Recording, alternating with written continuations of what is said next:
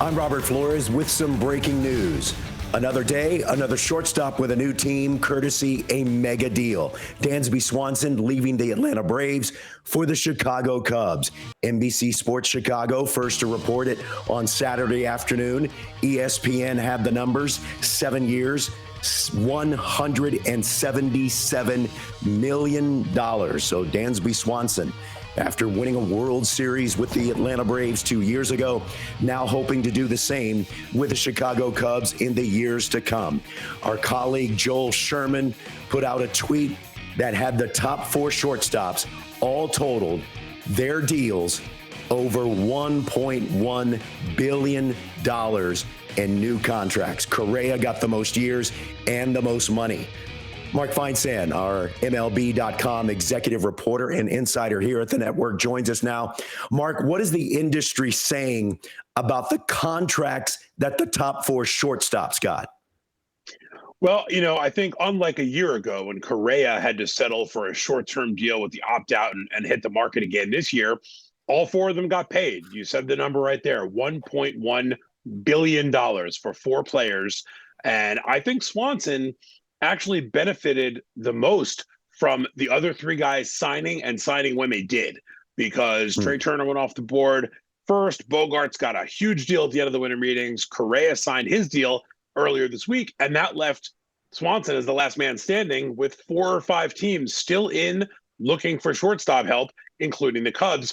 Most people coming into the winter thought Swanson was looking at like a 6-year deal, maybe 150 million. But once he became the last guy standing, the Marcus Semien deal for $7 and $175 last year came into play. He got even $2 million more than that. Mark, Dansby Swanson is a winner. He is a guy that plays every day. What does he bring to the Cubs lineup?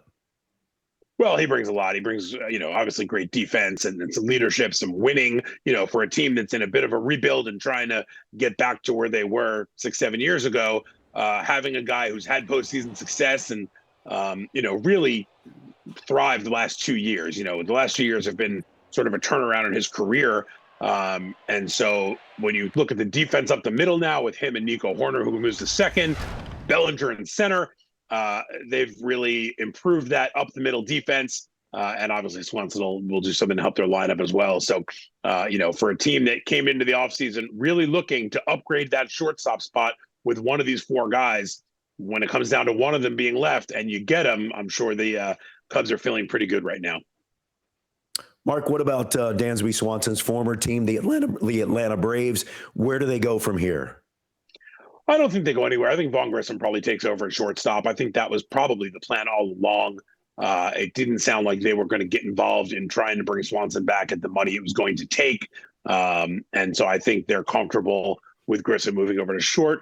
Maybe they go out and look for a stopgap or a 1-year kind of guy.